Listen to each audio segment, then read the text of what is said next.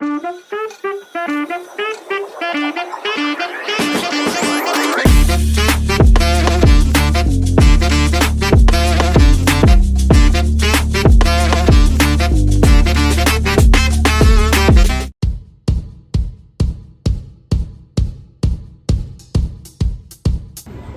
আছি ধোবিঘাটে, ব্যারাকপুর ধোবিঘাটে। আমাদের এবারের গন্তব্যস্থল হচ্ছে শ্রীরামপুর, যেটা প্রপার কলকাতা থেকে 35 কিলোমিটার দূরে। চলো আমরা আজকে শ্রীরামপুর যাব নৌকা করে।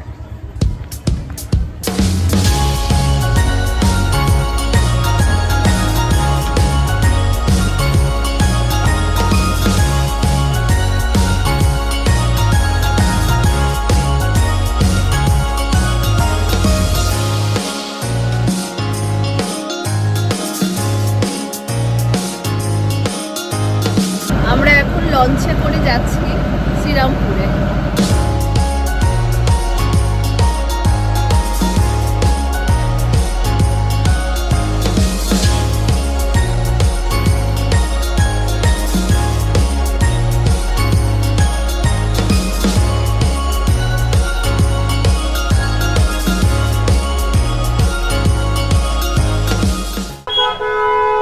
চলে এসেছি ফ্রেডরিস্ক নগর।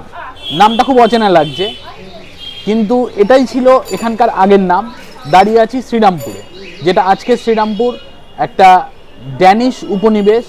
1755 সাল থেকে যেটা ছিল ডেনমার্কের দখলে। বেশ কিছু ঐতিহাসিক জায়গা, এবং যেহেতু এটা ক্রিসমাসে কিন্তু এই জায়গাটা বিশেষভাবে সাজানো হয়। আজকে আমরা ঘুরে দেখব ক্রিসমাসের শ্রীরামপুর। প্রথমেই আমরা যাচ্ছি ওলাফস চার্চে। এইখানের যে সবথেকে বড় চার্চ, শ্রীরামপুর চার্চ বলতে যেটা বোঝায় সেটা হচ্ছে ওলাফস চার্চ, যেটা শ্রীরামপুরের যে ঘাটটা যেটা পার হয়ে আমরা এলাম সেখান থেকে কিন্তু ওয়াকিং ডিস্টেন্স। এবার রাস্তাটা দেখাই, ভীষণ সুন্দরভাবে সাজানো রাস্তা, ক্রিসমাসে অপূর্ব সুন্দরভাবে সাজানো। রাত হলে এই জায়গাটা আরও ভালো লাগবে। পুরো জায়গাটা কিন্তু ডেকোরেট করা ভীষণভাবে।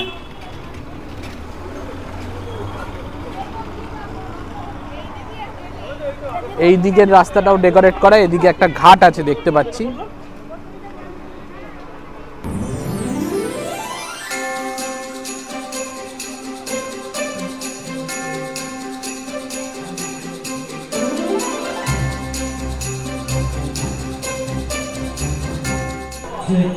দাঁড়িয়ে আছি সেন্ট ওলাফস চার্চে সামনে একদম।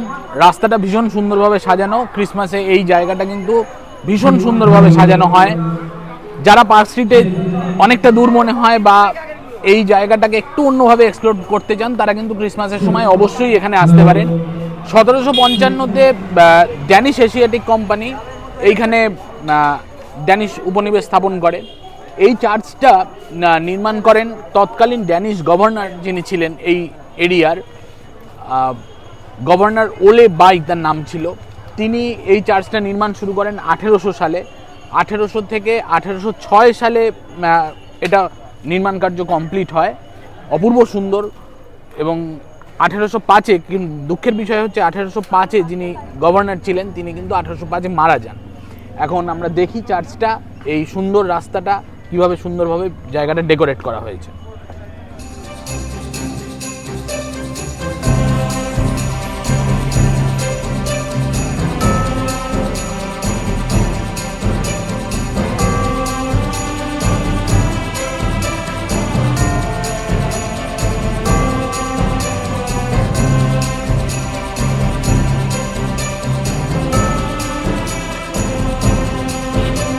অপূর্ব সুন্দরভাবে ডেকোরেট করা হয়েছে সেন্ট ওলাফস চার্চের সামনেটা। আমরা এগিয়ে যাচ্ছি।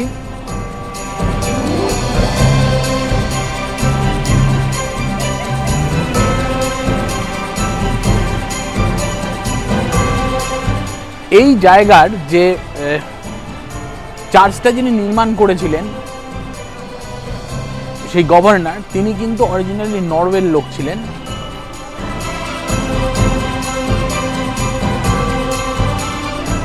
ভীষণ সুন্দর দেখতে। দাঁড়িয়ে আছি সেন্ট ওলাভস চার্চের সামনে। এই জায়গাটায় দেখতে পাচ্ছি একটা শিলমোহর রয়েছে, খোদিত রয়েছে। এটা হচ্ছে তৎকালীন ড্যানিশ রাজা ক্রিশ্চিয়ান 7 তার একটা শিলমোহর বলা যেতে পারে, মনোগ্রাম। এটা হচ্ছে চার্চের ওপরে ঘড়ি দেওয়া আছে, খুব সুন্দরভাবে চার্চটাকে সাজানো। মনোগ্রামটা ওপরে আছে এবং এখানে নিচে লেখা আছে সেন্ট ওলাভস চার্চ, যেটার নির্মাণ কার্য শেষ হয়েছিল 1806 সালে। ক্রিসমাস উপলক্ষে কিন্তু চার্চের মধ্যে ঢোকা যাচ্ছে, এমনিতে এটা সবসময় খোলা থাকে না। আমরা যাই ভেতরে ঘুরে আসি।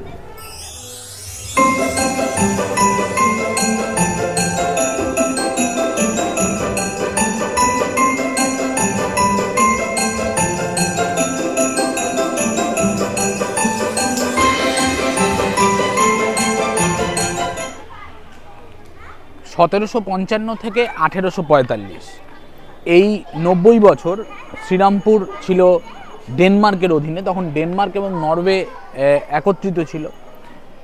এই চার্চের যিনি প্রতিষ্ঠাতা, আমরা আছি বললামই সেন্ট ওলাভস চার্চের এখানে। ওলে বি বা ওলে বাই তার নাম ছিল। এই জায়গার 1800 সালে তিনি প্রতিষ্ঠা করেন এবং ড্যানিশ লোকজন খুব কম থাকায় এটা মূলত একটা প্রোটেস্ট্যান্ট চার্চ হিসাবে শুরু হয়েছিল। কিন্তু পরবর্তীকালে 1799 সালে তিনি শ্রীরামপুর ত্রয়ো যে তিনজনকে বলা হয়, উইলিয়াম ওয়ার্ড, উইলিয়াম কেরি এবং জোশুয়া মার্সম্যান, এই তিনজন ধর্মপ্রচারক যারা তিনজন মিশনারি ছিলেন, তাদের এখানে আমন্ত্রণ করেন এবং তারা এই চার্চের দায়িত্ব গ্রহণ করেন। 1806 সালে তৈরি হয় এই অপূর্ব সুন্দর নির্মাণ কার্য। কিন্তু 1805-এ দুঃখের বিষয় এই ওলে বি তিনি পরলোক গমন করেন। এখন এই যে চার্চটা কিন্তু একটা ভীষণ গুরুত্বপূর্ণ শ্রীরামপুরে দেখার জায়গা। ক্রিসমাসে অপূর্ব সুন্দর, ভেতরটাও আমরা দেখালাম, মনোরম পরিবেশ। চার্চের পেছনে এই জায়গাটায় দেখতে পাচ্ছি অনেকগুলো স্টল হয়েছে, এখানে একটা শ্রীরামপুর উৎসব হচ্ছে। এই চার্চের নাম ওলে বির নামে ওলাভ হয়েছে না নরওয়ের একজন সন্ত ছিলেন সেন্ট ওলাভ, তার নামে হয়েছে, এটা নিয়ে একটু বিতর্ক রয়েছে।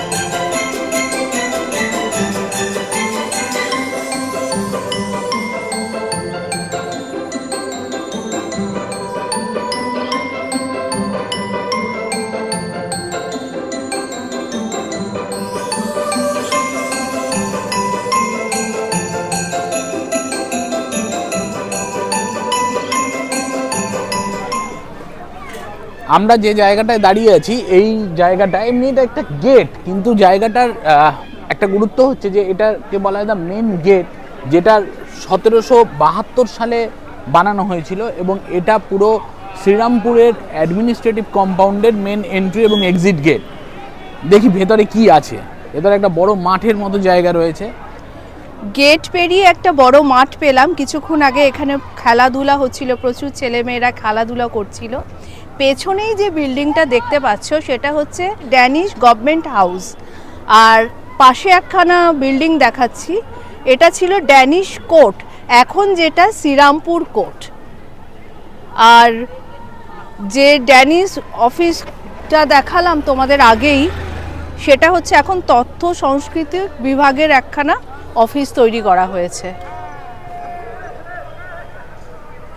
আর এখান থেকে কিন্তু চার্চের যে মাথাটা সেটা ভীষণ সুন্দরভাবে দেখা যাচ্ছে।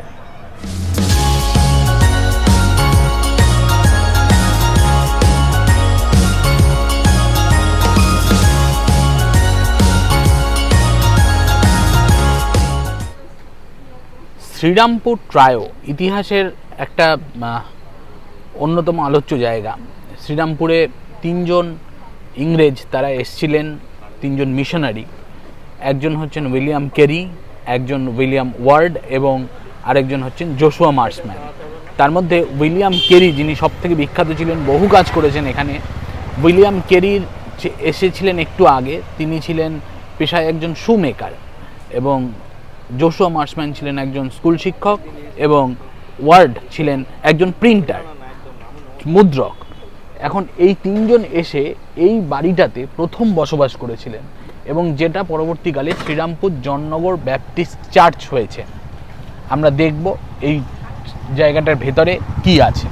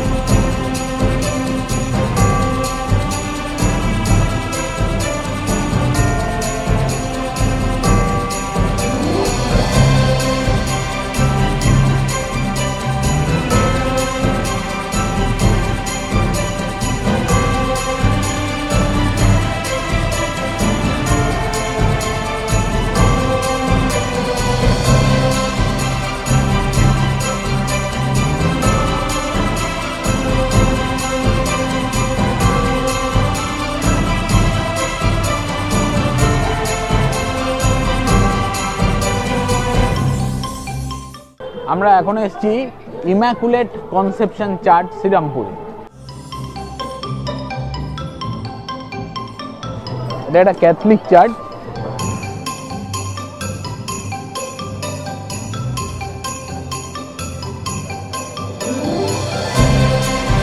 বাইরে সুন্দর ডেকোরেশন করা হয়েছে।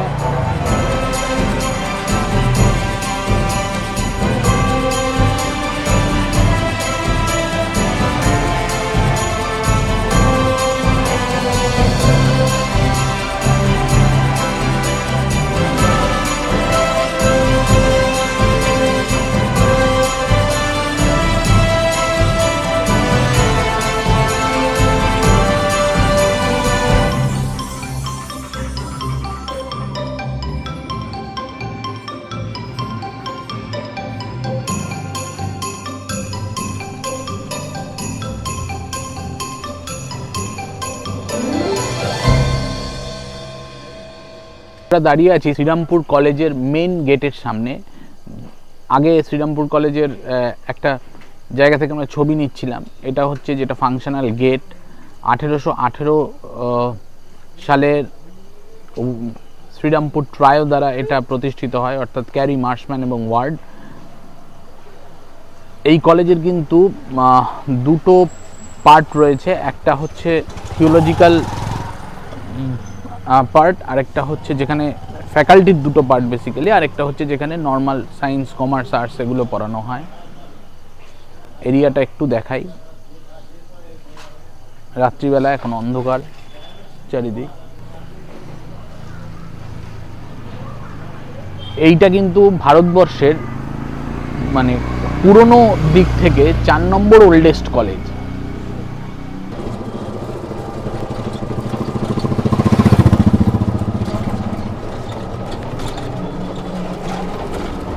এখানে এসে আমরা একটা টোটো ভাড়া করে নিয়েছিলাম। এই টোটোতে করে আমরা ঘুরে দেখলাম কলেজ, উইলিয়াম কেরির বাড়ি, যেটা জননগর ব্যাপটিস্ট চার্চ, এই জায়গাগুলো। এবার আমরা আমাদের নেক্সট ডেস্টিনেশনে যাচ্ছি।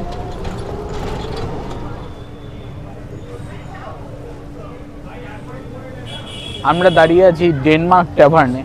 এখন এটা একটা বিলাসবহুল হোটেল কাম রেস্টুরেন্ট, যেখানে ভীষণ সুন্দর খাবার সার্ভ করা হয়। এটারও কিন্তু একটা বিশেষ ইতিহাস আছে। এই বিল্ডিংটা অ্যাকচুয়ালি 1786 সালের জেমস পার, একজন ব্রিটিশ ইনকিপার, তিনি এটা বানিয়েছিলেন, এবং তারপরে দীর্ঘদিন এটা বন্ধ ছিল। 2014 থেকে আবার এটার কাজ শুরু হয়। 18তে জনগণের জন্য ওপেন হয়। দেখি, আমরা ভেতরে যাই এবার।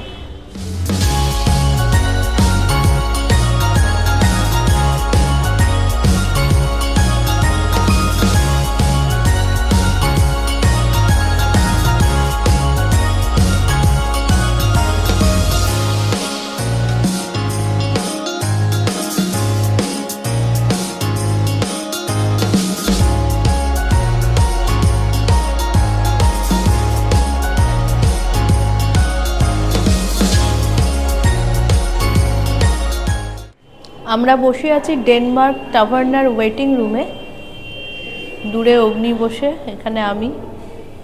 আজকে জায়গাটা খুব ভিড়, রবিবার বলে প্রবাবলি, কিন্তু যথেষ্ট সুন্দর বাইরের ওয়েটিং রুমটা এবং ওয়েল ডেকোরেটেড।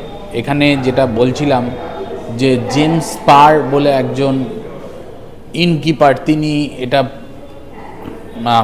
মানে এটা বানিয়েছিলেন 1786-তে। তারপরে কিন্তু এটা একদম একটা ধ্বংসাবশেষের মতো পড়েছিল। 2015-তে এটা আবার রিস্টোরেশনের কাজ শুরু হয়। 2018-তে এটা দ্বারোদ্ঘাটন হয়।